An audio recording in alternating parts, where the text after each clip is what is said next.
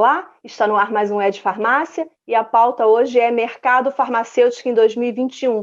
O ano está quase acabando e a gente já quer saber o que vai acontecer no próximo ano. Mas antes de começar essa conversa com o nosso convidado, inscreva-se aqui no canal, acione o sininho para você receber as notificações dos nossos próximos programas. Para falar sobre esse assunto, o mercado farmacêutico em 2021, ninguém melhor do que Paulo Paiva, vice-presidente corporativo Close-Up International. Paulo, obrigada, seja bem-vindo. Muito obrigado, Viviane. É um prazer estar aqui com vocês novamente no É de Farmácia, que é um grande canal de comunicação aí com a farmácia. Muito obrigado. Opa, obrigada pelo elogio, Paulo. E ninguém melhor do que você para falar sobre isso. Hoje todo mundo para ouvir o Paulo, seja em palestra, seja em live, enfim, numa conversa direta, mesmo que seja pelo Zoom, né, Paulo? E assim, antes de falar do ano que vem, que eu sei que está todo mundo ansioso para saber como o mercado vai se comportar no próximo ano, eu queria rapidamente que você fizesse um balanço, bem rapidinho mesmo, do ano de 2020, esse que está terminando, dos pontos negativos, dos pontos positivos, o que a gente vai levar disso para 2021. Bem, como ponto positivo, eu acho que a gente tem toda essa adaptação positiva que foi feita em relação à pandemia, que foi algo totalmente inesperado, ninguém sabia que isso ia acontecer, ninguém estava preparado para algo desse tipo. E a rapidez e a agilidade com que as farmácias, o sistema de saúde, até as pessoas se adaptaram a essa nova situação, isso eu acho que é uma questão muito positiva do ponto de vista até de sociedade, né? Agora, nós temos um mercado que está crescendo bastante, né? Então o mercado farmacêutico de farmácia, em valores reais, né, está crescendo aí a 12% ao ano, vai fechar o ano com 12% de crescimento e a 4 a 4,5% de crescimento em unidades. A gente tem setores como a farmácia independente e o associativismo crescendo bem acima desses 12%, né? O associativismo crescendo acima de 20% e a farmácia independente aí crescendo acima de 14%. Nós temos as cidades abaixo de 300 mil habitantes crescendo no mínimo 1,5 vezes do que cresce o Brasil inteiro. Só as cidades acima de 1 milhão de habitantes estão crescendo abaixo do mercado, estão crescendo aí a 6%. Mas o restante está crescendo muito, né? Então, do ponto de vista de oportunidade, essa pandemia criou vários tipos, né, de oportunidades para a farmácia. Mas tem desafios também, né? Não, e assim, incrível, né? Porque eu me lembro quando a gente começou essa pandemia lá em março, o setor ficou muito preocupado, né? Todo mundo ficou assim, meu Deus, e agora? O que vai acontecer? E aí a gente tem aí, não se sabia como ia fechar o ano, e agora você traz esse número de 12% em faturamento, é um número altíssimo. Quer dizer, o setor já nos últimos anos vinha crescendo a 2 dígitos e mantém, mesmo na pandemia, mantém essa performance, porque é um setor resiliente, todo mundo precisa de medicamento, né, Paulo? Todo mundo precisa se cuidar, né? Sim. Não, e é certo. Agora, o desafio vem porque mudou o mix da farmácia, então as pessoas estão comprando, por exemplo, produtos de uso crônico em maior volume. Isso é uma situação que está ocorrendo, principalmente produtos para hipertensão, para diabetes, sistema nervoso central, controle Mas de isso tem a ver colesterol. com a pandemia, Paulo? Tem a ver, porque como são essas enfermidades, aquelas que trazem mais risco para o indivíduo, quando ele se contamina com o Covid, então o que acontece? Esse grupo, que fica dentro do grupo de risco, está dando mais atenção ao cuidado da sua saúde. Então ele está se mantendo dentro do tratamento por muito mais tempo. O ideal seria que as pessoas que sejam hipertensas, por exemplo, tomem o seu medicamento de acordo com o que recomenda o médico, ou seja, todos os dias, todos os meses, sem interromper, sem parar, sem mudar de horário. Mas a gente sabe que uma parte importante dos pacientes não faz isso, né? Ele toma durante um período e depois, quando ele fica bem de novo, ele para de tomar. E isso agora está acontecendo com um número menor de pessoas e a maioria das pessoas está alongando o uso do medicamento para se manter mais saudável, para não correr o risco de estar numa situação complicada caso venha se contaminar por Covid. Então, trouxe também uma maior consciência para a população de que cuidar da saúde e cada vez mais se torna algo importante que deve fazer parte da nossa agenda do dia, né? Vamos falar de 2021 agora. O que vocês estão aí projetando? Quais são as expectativas para o próximo ano? O que a gente vai levar de 2020 para 2021 em relação, por exemplo, ao comportamento de consumo, em relação às categorias mais procuradas na farmácia? Queria que você traçasse para a gente rapidamente um cenário para o ano que vem. Bem, o ano de 2021, se a gente puder fazer um cortar e colar, eu tomaria essa segunda metade do ano de 2020 e diria que isto é o ano de 2021. Então, não mais aquela loucura do início da pandemia, aquele desespero, aquela insegurança, aquela coisa que ninguém sabia o que ia acontecer, até achando assim, o mundo acaba, né? Quando chegou ali meio de março, a gente olhava para frente e dizia, esse mundo vai acabar, né? Sim. Mas não acabou, né? E a gente chegou aqui, está chegando o Natal já. E a gente se adaptou, né? E a gente se adaptou e, assim, tivemos muitas perdas, né? Muita gente morreu, infelizmente. Tem muitas pessoas aí que já passaram por essa situação. Mas os médicos aprenderam a tratar o Covid. Então, isso já é uma situação interessante que traz um pouco de estabilidade para o nosso mercado, já que a ansiedade diminui bastante. A gente não vai ter aquela correria de pessoas antecipando compras, como nós vimos em março e abril, que o mercado foi a 30% de crescimento no mês. Nós vamos manter o mercado dentro de uma situação estável de crescimento. As vitaminas, você acha que elas vão continuar em alta? Bom, porque como elas fazem parte de um coquetel de um coquetel de proteção ao Covid, não tem nada provado, tá, Viviane? Assim, não quer dizer que o fato de você tomar vitamina C ou vitamina D é realmente algo provado, mas existe uma tendência de que isso realmente traz algum benefício. Então, houve aí uma mudança de comportamento no mercado de vitaminas. Houve uma mudança de comportamento no mercado de máscaras, mercado de limpeza e desinfecção das mãos, então álcool em gel.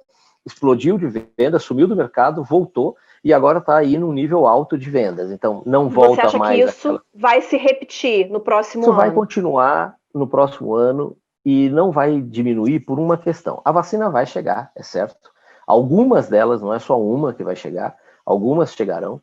Só que a vacina chega, mas ela não chega para todo mundo e ela não chega pronta para uso, né? A vacina vai chegar, ela vai ter que ser primeiro envasada nas pequenas seringas, ela vai ter que ser distribuída, vai ter que ser definido quem é a população que vai receber essa vacina em primeiro lugar, e devem ser os profissionais de saúde em primeiro lugar, aqueles que serão vacinados. Depois entra a população de maior risco e depois entra a população em geral. Então, isso não vai acontecer em 1, 2, 3 meses. Isso vai ser, na melhor das hipóteses, até o meio de 2022. Então, dizer que a população brasileira vai estar totalmente imunizada, a melhor das hipóteses, o cenário positivo mesmo, é um cenário que dura o ano de 2021 e ainda toma algo do ano de 2022. Nós temos toda uma questão de resistência, muita gente que diz que não vai se vacinar e tudo mais. Então, tudo isso vai ter que ser tratado de uma forma adequada, porque a gente está falando de algo que é algo da nossa sociedade, é toda a população. O Paulo, você entrou no assunto da vacina e todos nós aguardamos uma vacina, né? Uma vacina ou um tratamento, fala-se muito aí em alguns medicamentos, mas também tudo muito empírico, nada ainda comprovado cientificamente. Como que o setor farmacêutico, aí eu não estou falando só de varejo, estou falando indústria, varejo, como que esse setor vai se reorganizar quando essa vacina chegar? A gente tem algumas farmacêuticas já aí para chutar a bola para o gol, como Pfizer, AstraZeneca, enfim. Em termos de bilhões de dólares, falando assim, como é que esse setor vai se reorganizar? Bem, fazendo um cálculo, assim, eu diria um cálculo num papel de padaria, né? Se a gente tomar que são 7 bilhões de doses de vacina, isso se for uma única dose por pessoa, porque tem vacinas que parece que podem ser 2 ou 3 doses. Mas se a gente considerar que o preço médio da dose vai ser $7, 7 vezes 7 bilhões são 49 bilhões de dólares. Né? Isso se for uma única dose por pessoa.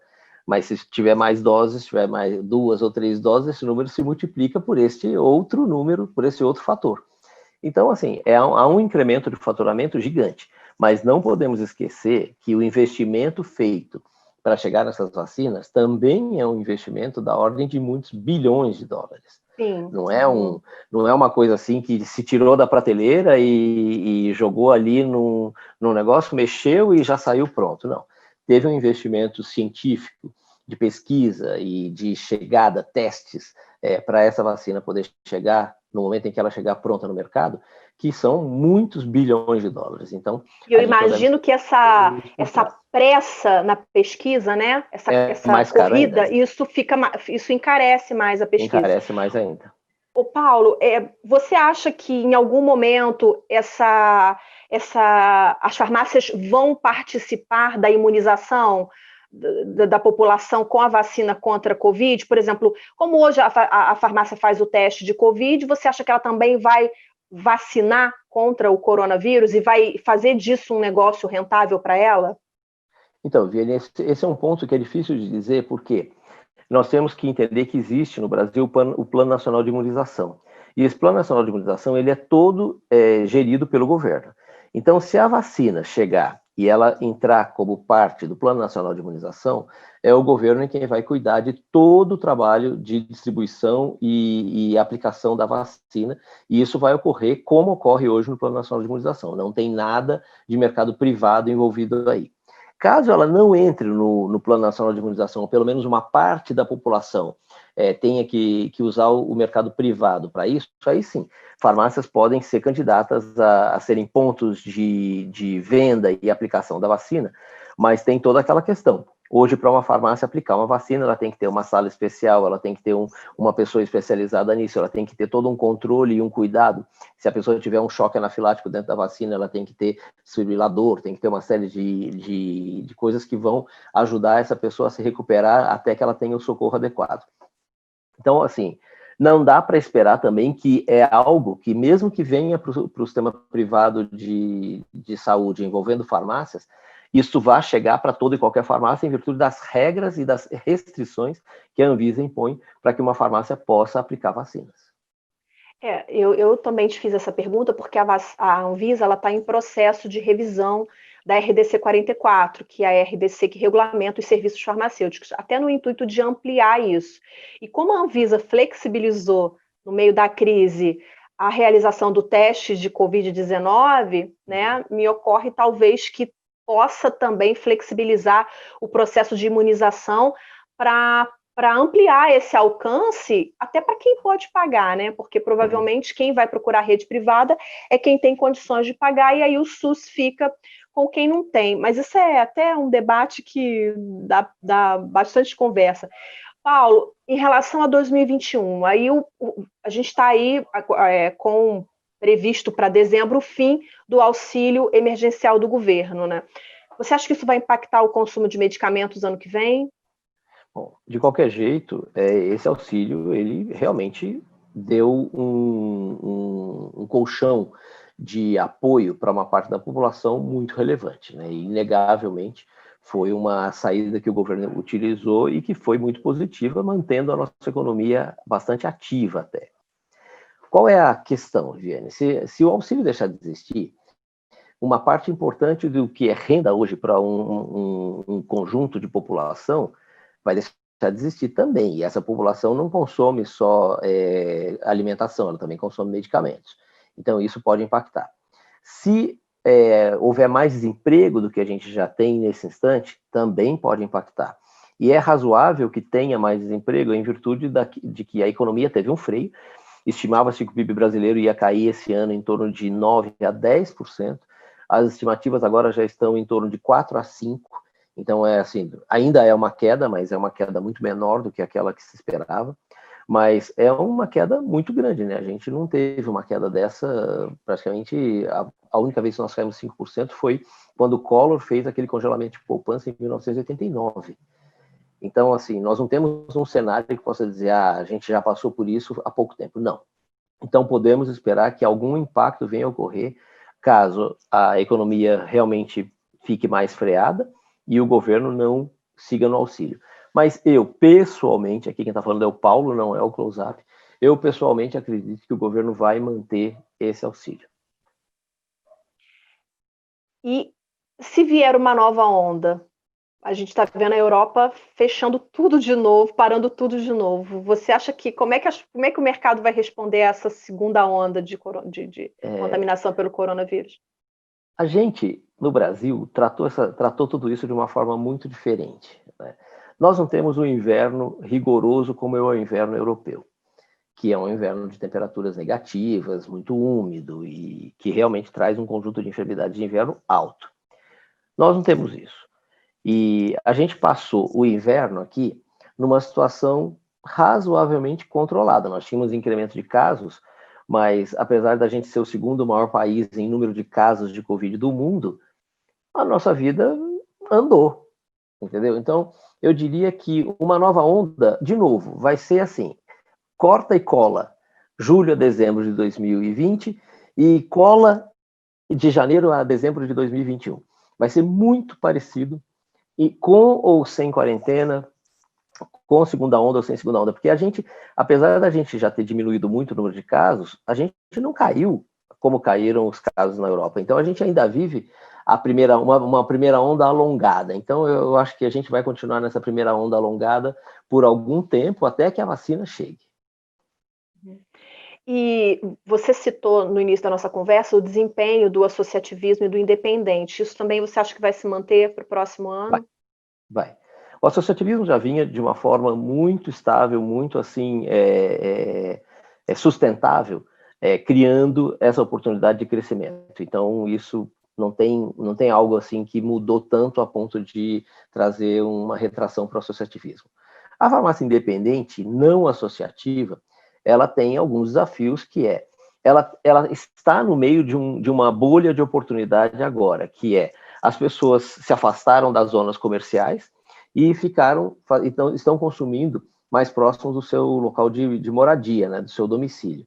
Isso traz oportunidade porque são as farmácias independentes que estão mais próximas das casas das pessoas, da maioria das pessoas, né? Tem gente que mora em zona mais central, tem mais acesso às redes, mas a maioria mora em zonas de habitação, em zonas de domicílio, onde tem menos presença de redes, inclusive cidades de menor porte. Se a gente continuar do jeito que está, esse crescimento e essa oportunidade para a farmácia independente vai continuar.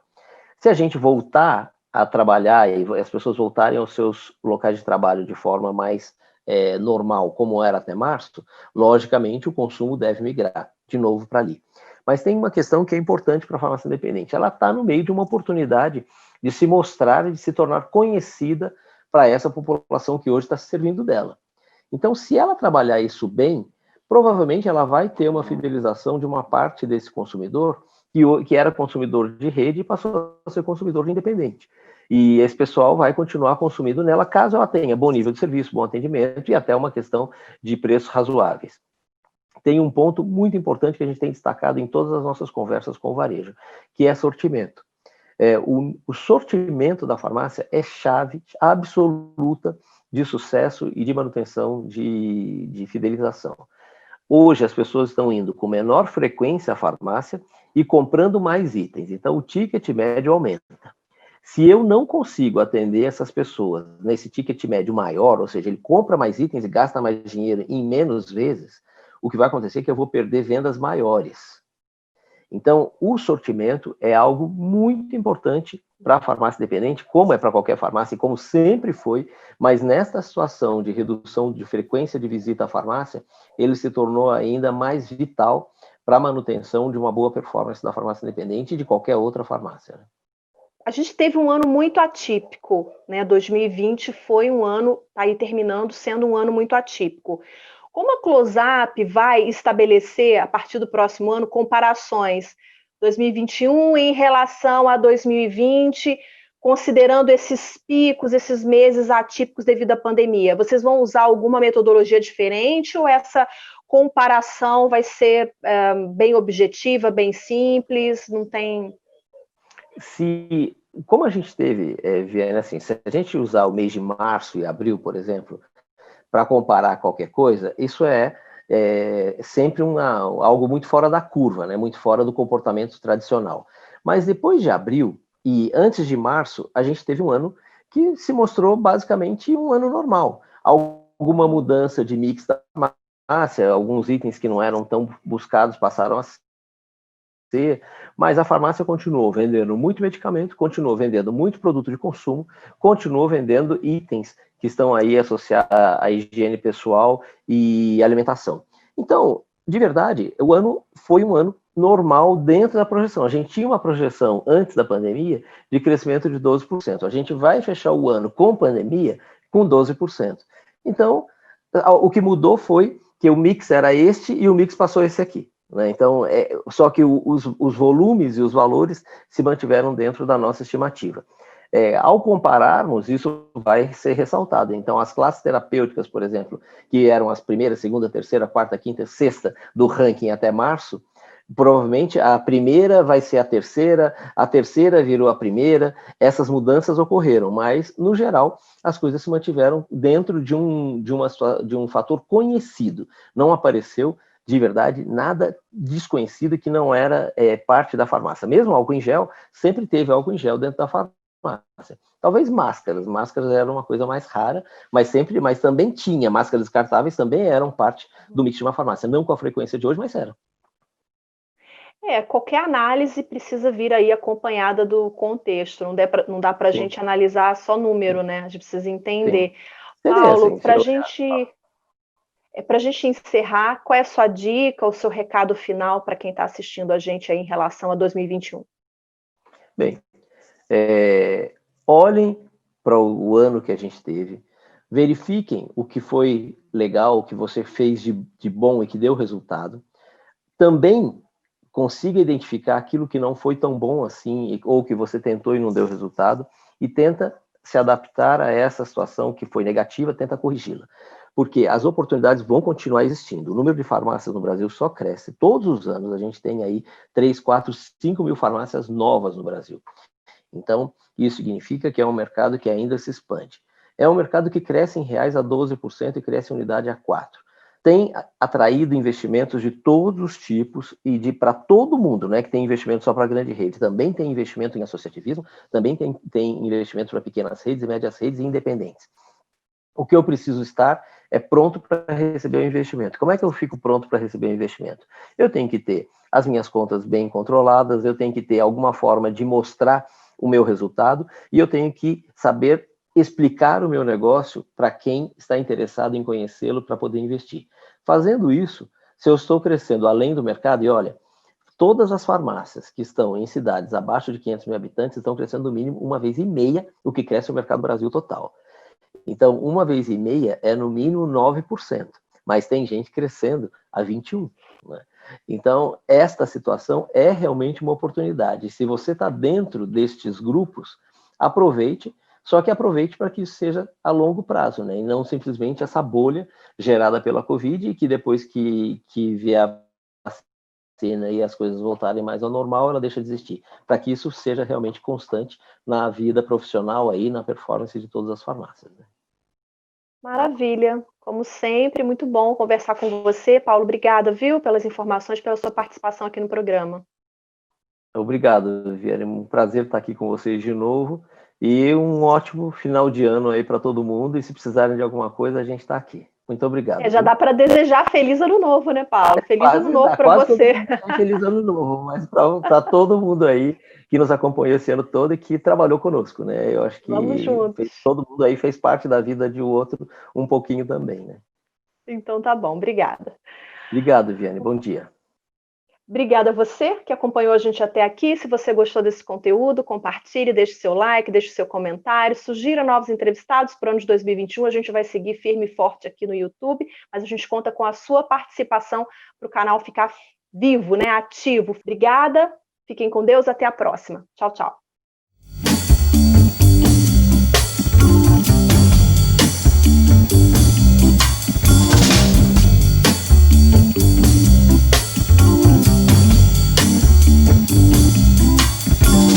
Raindrops fall